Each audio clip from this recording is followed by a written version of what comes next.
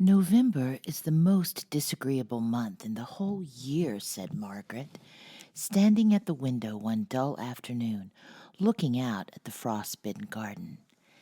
That's the reason I was born in it, observed Jo pensively, quite unconscious of the blot on her nose. If something very pleasant should happen now, we should think it would be a delightful month, said Beth, who took a hopeful view of everything, even November. I dare say, but nothing pleasant ever does happen in this family, said Meg, who was out of sorts. We go grubbing along day after day, without a bit of change, and very little fun.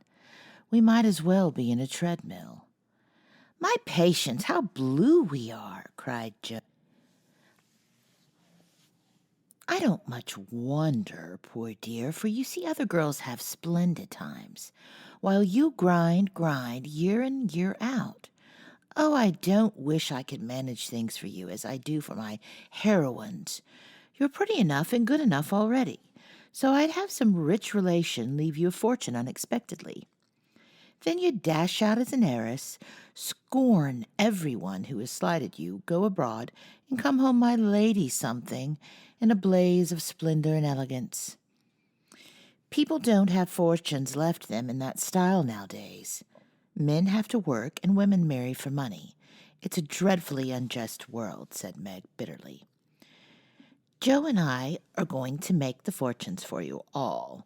Just wait 10 years and see if we don't, said Amy, who sat in a corner making mud pies, as Hannah called her little clay models of birds, fruits, and faces. Can't wait, and I'm afraid I haven't much faith in ink and dirt, though I'm grateful for your good intentions. Meg sighed and turned to the frostbitten garden again.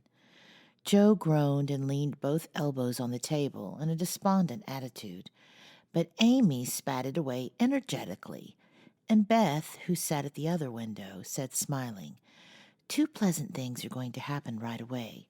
Marmee is coming down the street, and Laurie is tramping through our garden as if he had something nice to tell. Any letter from father, girls? And Laurie to say in his persuasive way, Won't some of you come for a drive?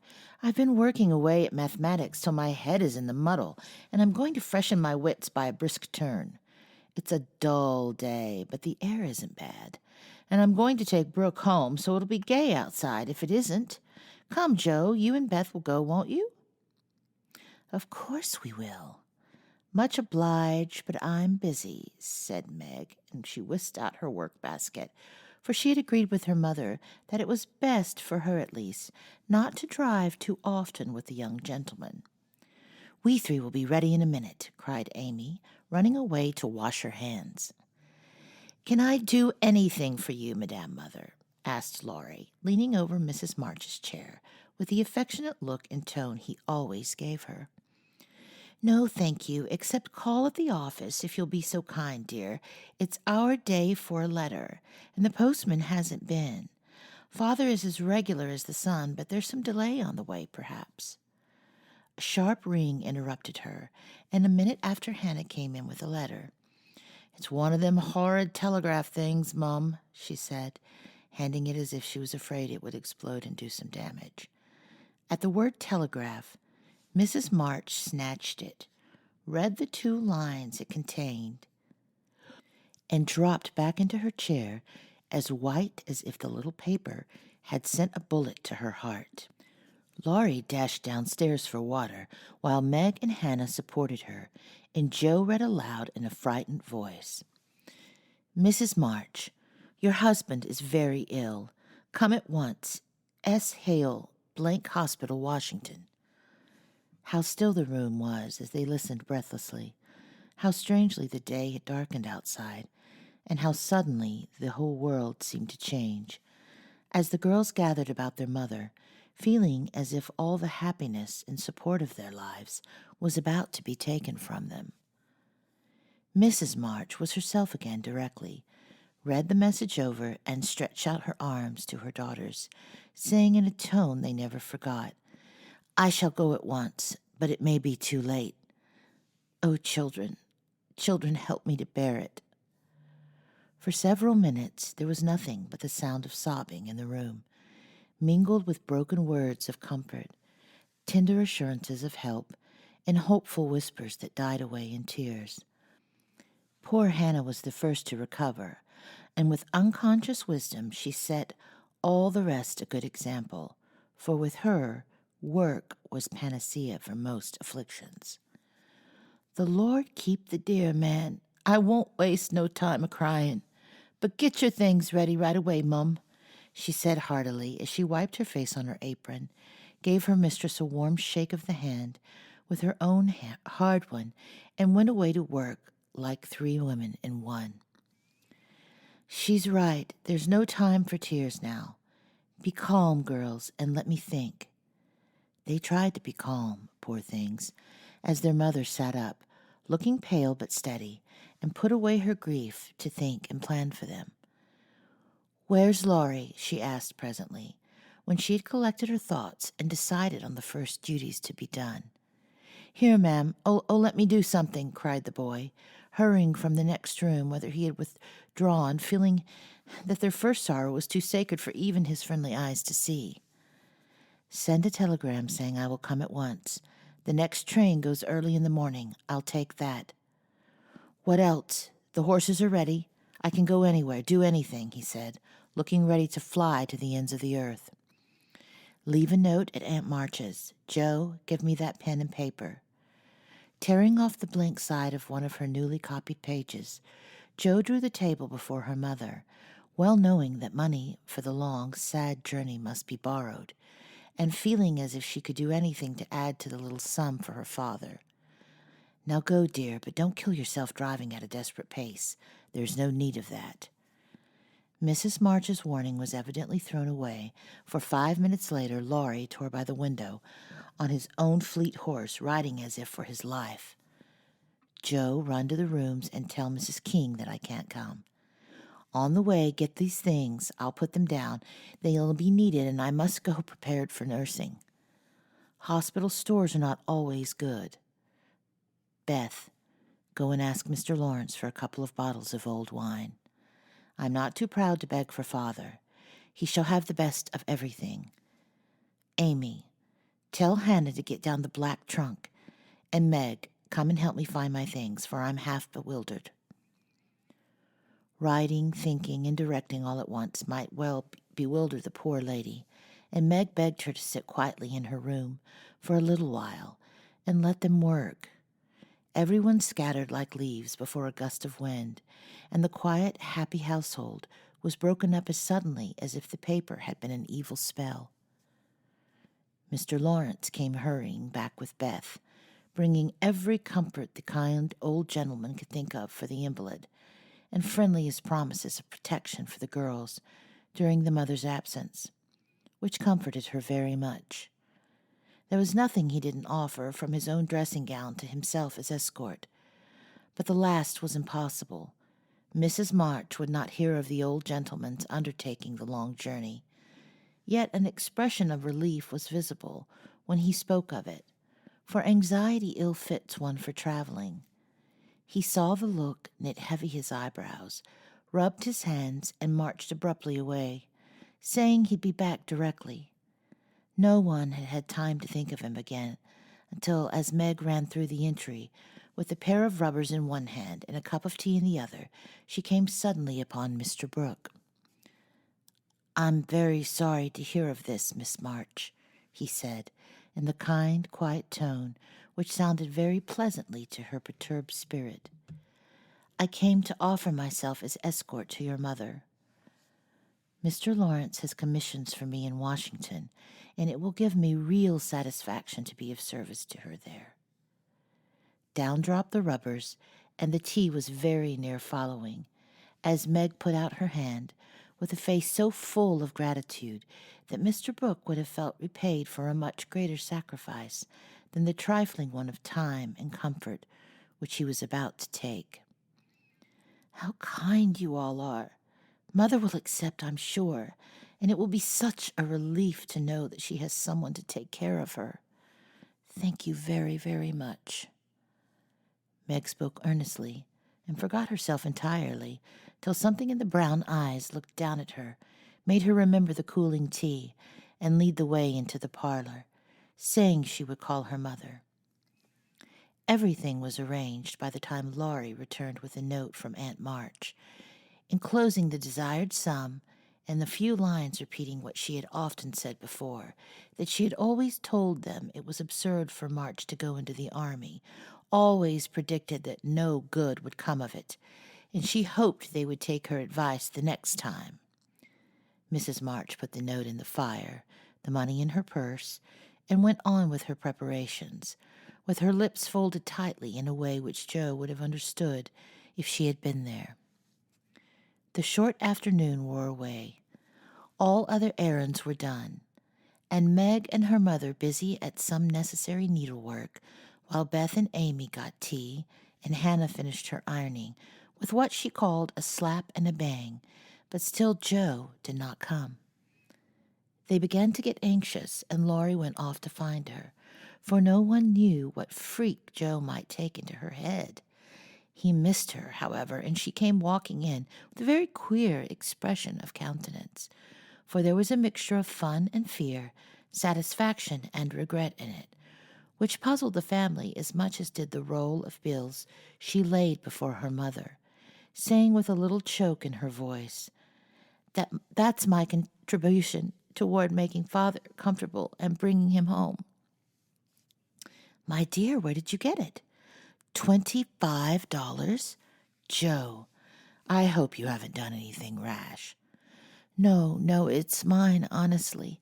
I didn't beg, borrow, or steal it. I earned it, and I don't think you'll blame me, for I only sold what was my own." As she spoke, Joe took off her bonnet, and a general outcry arose, for all her abundant hair was cut short. "Your hair, your beautiful hair. Oh, Joe, how could you? Your one beauty, my dear girl. There was no need of this. She doesn't look like my Joe anymore, but I love her dearly for it." As everyone exclaimed and Beth hugged the cropped head tenderly, Joe assumed an indifferent air, which did not deceive anyone a particle, and said, rumpling up the brown bush and trying to look as if she liked it, "It doesn't affect the fate of the nation, so don't wail, Beth. It will be good for my vanity. I'm getting too proud of my wig. It will do my brains good to have that mop taken off. My head feels deliciously light and cool, and the barber said I could soon have a curly crop, which will be boyish, becoming, and easy to keep in order. I'm satisfied, so please take my money and let's have supper." "Tell me all about it, Joe. I'm not quite satisfied, but I can't blame you, for I know how willing you sacrificed your vanity, as you call it, to your love. But, my dear, it was not necessary, and I'm afraid you will regret it once these days," said Mrs. March. "No, I won't," returned Joe stoutly, feeling much relieved that her prank was not entirely condemned. "What made you do it?" asked Amy, who would soon as have thought of cutting off her head as her pretty hair. "Well, I was wild to do something for Father," replied Joe, as they gathered about the table, for healthy young people can eat even in the midst of trouble. "I hate to borrow as much as Mother does, and I knew Aunt March would croak, she always does, if you ask for a 9 pence. Meg gave her all of her quarterly salary toward the rent, and I only got some clothes with mine, so I felt wicked and was bound to have some money if I sold the nose off my face to get it." "You needn't feel wicked, my child. You had no winter things and got the simplest with your hard earnings," said Mrs. March with a look that warmed Joe's heart. "I hadn't the least idea of selling my hair at first, but as I went along I kept thinking what I could do, and feeling as if I'd like to dive into some of the rich stores and help myself. In a barber's window I saw tails of hair with the prices marked, and one black tail, not so thick as mine, was $40. It came to me all of a sudden that I had one thing to make money out of, and without stopping to think, I walked in, Asked if they bought hair and what they would give me for mine. I don't see how you dared to do it, said Beth in a tone of awe. Oh, he was a little man who looked as if he merely lived to oil his hair. He rather stared at first, as if he wasn't used to having girls bounce into his shop and ask him to buy their hair. He said he didn't care about mine, it wasn't the fashionable color, and he never paid much for it in the first place. The work he put into it made it dear, and so on. It was getting late, and I was afraid if it wasn't done right away that I shouldn't have done it at all, and you know when I start to do a thing, I hate to give it up. So I begged him to take it and told him why I was in such a hurry. It was silly, I dare say, but it changed his mind, for I got rather excited and told the story in my topsy-turvy way, and his wife heard and said so kindly, "Take it, Thomas, and oblige the young lady. I'll do as much for our Jemmy any day, if I had a spire of hair worth selling." "Who was Jemmy?" asked Amy, who liked to have things explained as they went along. "Her son," she said, "who was in the army. How friendly such things make strangers feel, don't they?" She talked away all the time the man clipped and diverted my mind nicely. "Didn't you feel dreadfully when the first cut came?" asked Meg with a shiver. I took a last look at my hair while the man got his things, and that was the end of it. I never sniffle over trifles like that. I will confess, though, that I felt queer when I saw the dear old hair laid out on the table, and felt only the rough short ends of my head. It almost seemed as if I'd had an arm or leg cut off. The woman saw me look at it and picked out a long lock for me to keep. "I'll give it to you, Marmee, just to remember past glories by, for a crop is so comfortable. I don't think I shall ever have a mane again." Mrs. March folded the wavy chestnut lock and laid it away with the short gray one in her desk. She only said, "Thank you, dearie," but something in her face made the girls change the subject and talk as cheerfully as they could about Mr. Brooks' kindness, the prospect of a fine day tomorrow, and the happy times they would have when Father came home to be nursed. No one wants to go to bed when at 10 o'clock Mrs. March put by the last finished job and said, "Come, girls." Beth went to the piano and played the Father's favorite hymn. All began bravely, but broke down one by one, till Beth was left alone, singing with all her heart, for to her music was always a sweet consoler. "Go to bed and don't talk, for we must all be up early and shall need all the sleep we can get. Good night, my darlings," said Mrs. March, as the hymn ended, for no one cared to try another. They kissed her quietly and went to bed as silently as if the dear invalid lay in the next room. Beth and Amy soon fell asleep in spite of the great trouble, but Meg lay awake, thinking the most serious thoughts she had ever known in her short life. Jo lay motionless, and her sister fancied that she was asleep, till a stifled sob made her exclaim, as she touched her wet cheek, "Jo, dear, what is it? Are you crying about Father?" "No, not now." "What then?" "My hair," burst out poor Jo, trying vainly to smother her emotion in the pillow. It did not seem at all comical to Meg, who kissed and caressed the afflicted heroine in the tenderest manner. "I'm not sorry," protested Jo with a choke. "I'd do it again tomorrow, if I could. It's just the vain part of me that goes and cries in this silly way. Don't tell anyone. It's all over now. I thought you were asleep, so I just made a little private moan for my one beauty. How came you to be awake?" "I can't sleep. I'm so anxious," said Meg. "Think about something pleasant, and you'll soon drop off." "I've tried, but felt wider awake than ever." "What did you think of?" "Handsome faces, eyes particularly," answered Meg, smiling to herself in the dark. What color do you like best? Brown. That is, sometimes. Blue are lovely. Joe laughed, and Meg sharply ordered her not to talk, then amiably promised to make her hair curl, and fell asleep to dream of living in her own castle in the air.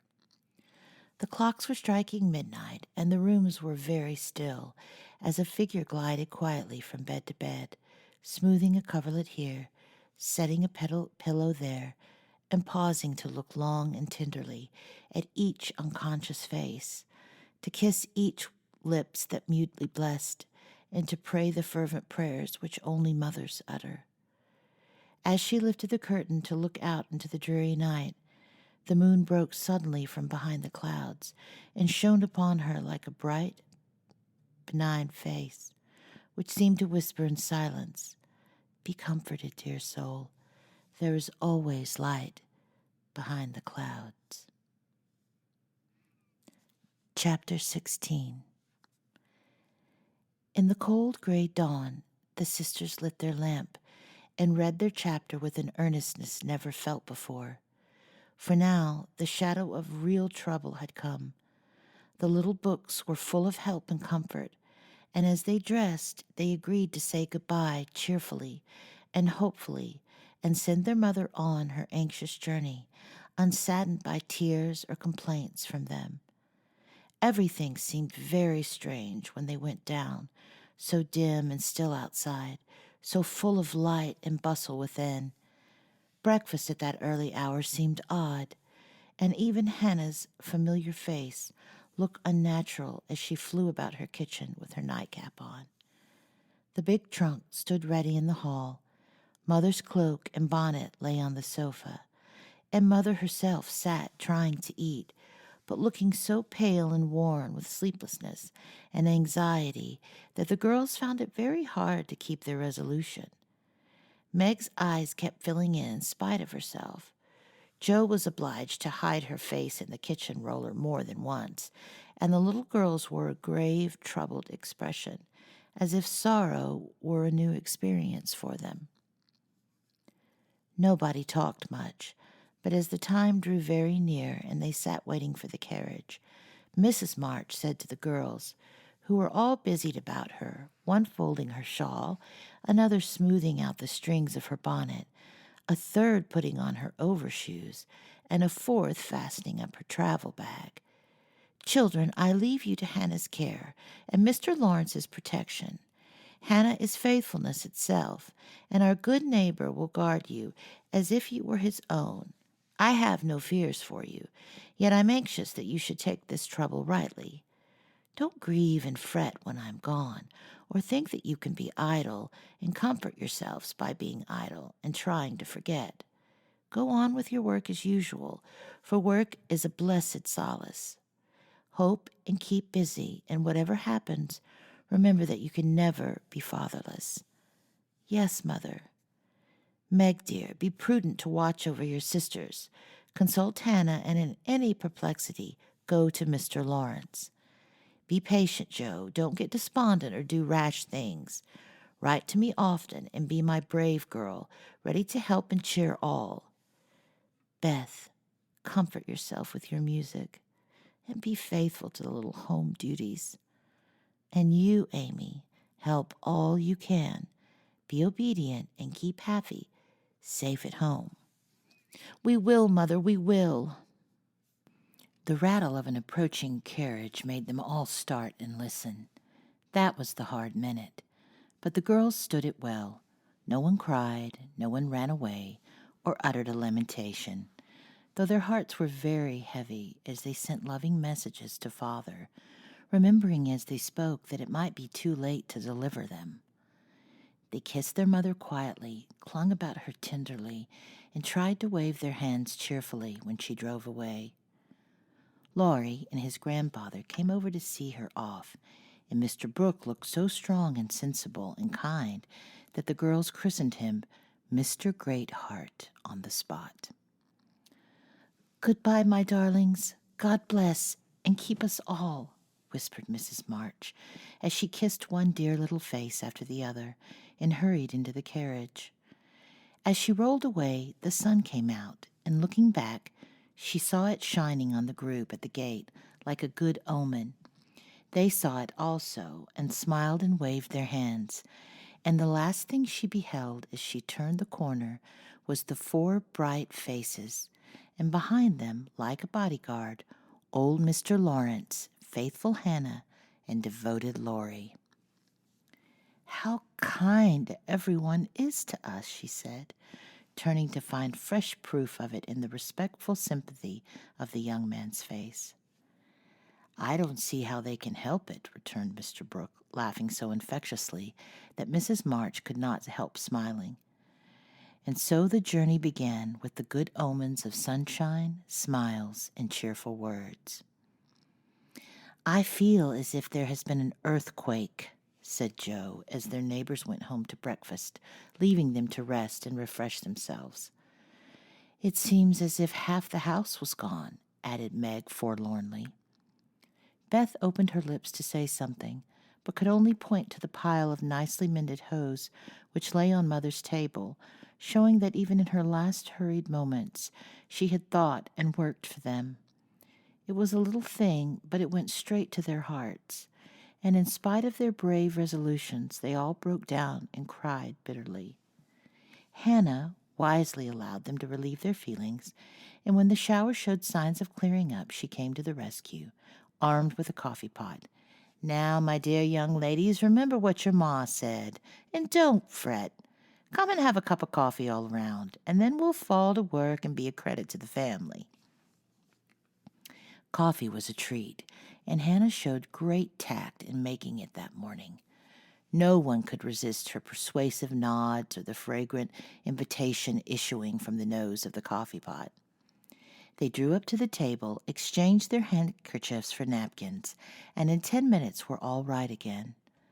"Hope and keep busy, that's the motto for us, so let's see who will remember it best. I shall go to Aunt March, as usual." "Oh, won't she lecture, though?" said Joe, as she sipped with returning spirit. "I shall go to my King's, though I'd much rather stay at home and attend to things here," said Meg, wishing she hadn't made her eyes so red. "No need of that. Beth and I can keep house perfectly well," put in Amy, with an important air. "Hannah will tell us what to do, and we'll have everything nice when you come home," added Beth, getting out her mop and dish tub without delay. "I think anxiety is very interesting," observed Amy, eating sugar pensively. The girls couldn't help laughing and felt better for it, though Meg shook her head at the young lady who could find consolation in a sugar bowl. The sight of the turnovers made Joe sober again, and when the two went out to their daily tasks, they looked sorrowfully back at the window where they were accustomed to see their mother's face.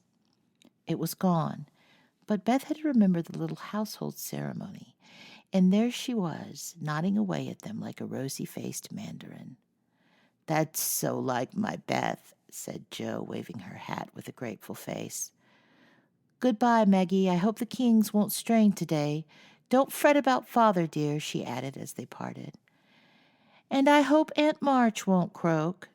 Your hair is becoming, and it looks very boyish and nice," returned Meg, trying not to smile at the curly head, which looked comically small on her tall sister's shoulders.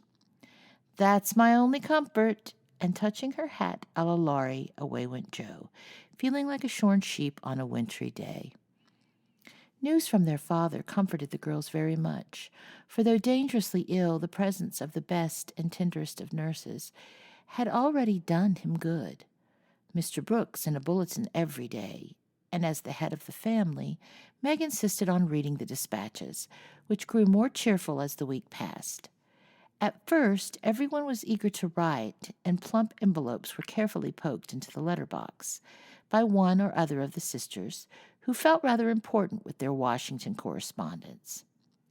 As one of these packages contained characteristic notes from the party, we will rob an imaginary mail and read them. "My dearest mother, it is impossible to tell you how happy your last letter made us, for the news was so good we couldn't help laughing and crying over it. How very kind Mr. Brooke is. And how fortunate that Mr. Lawrence's business detains him near you so long, since he is so useful to you and Father. The girls are all as good as gold. Joe helps me with the sewing and insists on doing all sorts of hard jobs. I should be afraid she might overdo if I didn't know her moral fit wouldn't last long. Beth is as regular as about her tasks as a clock, and never forgets what you told her. She grieves about Father and looks sober except when she's at her little piano. Amy minds me nicely, and I take great care of her. She does her own hair, and I'm teaching her to make buttonholes and mend her stockings. She tries very hard, and I know you'll be pleased with her improvement when you come. Mr. Lawrence watches over us like an old motherly hen, as Joe says, and Laurie is very kind and neighborly.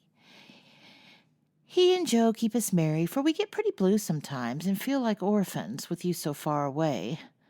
Hannah's a perfect saint. She does not scold at all and always calls me Miss Margaret, which is quite proper, you know, and treats me with respect. We are all well and busy, but we long day and night to have you back. Give my dearest love to Father, and believe me, ever your own, Meg. This note, prettily written on scented paper, was a great contrast to the next, which was scribbled on a big sheet of thin foreign paper, ornamented with blots and all manner of flourishes and curly-tailed letters. My precious Marmee, 3 cheers for dear Father. Brooke was a trump to telegraph right off and let us know the minute he was better. I rushed up garret when the letter came and tried to thank God for being so good to us, but I could only cry and say, I'm glad, I'm glad. Didn't do that as well as a regular prayer, for I say a great many in my heart. We have such funny times, and now I can enjoy them, for everyone is so desperately good. It's like living in a nest of turtle doves. You'd laugh to see Meg head the table and try to be motherish. She gets prettier every day, and I'm in love with her sometimes. The children are regular archangels, and I'm Joe and shall never be anything else. Oh, I must tell you that I came near having a quarrel with Laurie. I freed my mind about a silly little thing, and he was offended. I was right, but didn't speak as I ought, and he marched home, saying he wouldn't come again until I begged pardon. I declared I wouldn't and got mad. It lasted all day. I felt bad and wanted you very much. Laurie and I are both so proud, it's hard to beg pardon. But I thought he'd come to it, for I was in the right. He didn't come, and just at night I remembered what you said when Amy fell into the river. I read my little book, felt better, resolved not to let the sun set on my anger, and ran over to tell Laurie I was sorry. I met him at the gate, coming for the same thing. We both laughed, begged each other's pardon, and felt all good and comfortable again. I made a poem yesterday when I was helping Hannah wash, and as Father likes my silly little things, I put it in to amuse him. Give him my lovingest hug that ever was, and kiss yourself a dozen times for your topsy-turvy Joe. A song from the suds. Queen of my tub, I merrily sing, while the white foam rises high, and sturdily wash and rinse and wring, and fasten the clothes to dry. Then out in the free, fresh air they swing, under the sunny sky. I wish we could wash from our hearts and souls the stains of the week away, and let water and air by their magic make ourselves as pure as they. Then on the earth there would be indeed a glorious washing day. Along the path of a useful life will heart's ease ever bloom. The busy mind has no time to think of sorrow or care or gloom, and anxious thoughts may be swept away as we bravely wield a broom. I am glad a task to me is given, to labor at day by day, for it brings me health and strength and hope, and I cheerfully learn to say, head you may think, heart you may feel, but hand you shall work away. Dear Mother, there is only room for me to send my love and some pressed pansies from the root. I have been keeping safe in the house for Father to see. I read every morning, try to be good all day, and sing myself to sleep with Father's tune. I can't sing Land of the Leal now. It makes me cry. Everyone is very kind, and we are happy as we can be without you. Amy wants the rest of the page, so I must stop. I didn't forget to cover the holders, and I will wind the clock in the rooms every day. Kiss dear father on the cheek, he calls mine. Oh, do come soon to your loving little Beth. Mon chéri, Mamma, we are well. I do my lessons always and never corroborate the girls. Meg says I may contradict, so I put in both words, and you can take the properest. Meg is a great comfort to me and lets me have jelly every night at tea. It's so good for me, Joe says, because it keeps me sweet-tempered. Laurie is not as respectful as he ought to be now. I'm almost in my teens. He calls me chick and hurts my feelings by talking French to me very fast when I say merci or bonjour, as Hattie King does. The sleeves of my blue dress were all worn out, and Meg put in new ones. But the full front came wrong, and they are more blue than the dress. I felt bad, but did not fret. I bear my troubles well, but I do wish Hannah would put more starch in my aprons and have buckwheats every day. Can't she? Didn't I make that interrogation point nice? Meg says my punctuation and spelling are disgraceful, and I'm mortified. But dear me, I have so many things to do, I can't stop. Adieu. I send heaps of love to Papa. Your affectionate daughter, Amy Curtis March. Dear Miss March, I just drop you a line to say we get on first rate. The girls is clever and fly round right smart. Miss Meg's going to make a proper good housekeeper. She has the liking for it and gets the hang of things surprising quick. Joe does beat all for going ahead, but she don't stop to call it fussed, and you never know where she's likely to bring up. She done out a tub of clothes on Monday, but she starched 'em afore they was wrenched, in a blue and pink calico dress, till I thought I should have died a laughing. Beth is the best of the little critters, and the sight of it to help me, being so forehanded and dependable. She tries to learn everything and really goes to market beyond her years. Likewise keeps accounts with my help quite wonderful. We've got on very economical so far. I don't let the girls have coffee only once a week, according to your wish, and keep 'em on plain wholesome victuals. Amy does well without fretting, wearing her best clothes and eating sweet stuff. Mr. Laurie is as full of silliness as usual and turns the house upside down frequent, but he heartens the girls, so I let him have full swing. The old gentleman sends heaps of things and is rather wearing, but means well, and I ain't my place to say nothing. My bread is rising, so no more at this time. I send my duty to Mr. March and hope he's seen the last of his pneumonia. Yours respectful, Hannah Mullet, head nurse of Ward No. 2. All serene on the Rappahannock troops in fine condition. Commissary department well conducted. The Home Guard under Colonel Teddy always on duty. Commander-in-Chief General Lawrence reviews the Army daily. Quartermaster Mollet keeps order in camp. And Major Lyon does picket duty at night. A salute of 24 guns was fired on receipt of good news from Washington, and a dress parade took place at headquarters. Commander-in-Chief sends best wishes, in which he is heartily joined by Colonel Teddy. Dear Madame, the little girls are all well. Beth and my boy report daily. Hannah is a model servant and guards pretty Meg like a dragon. Glad the fine weather holds. Pray make Brooke useful and draw on me for funds if expenses exceed your estimate. Don't let your husband want anything. Thank God he is mending. Your sincere friend and servant, James Lawrence.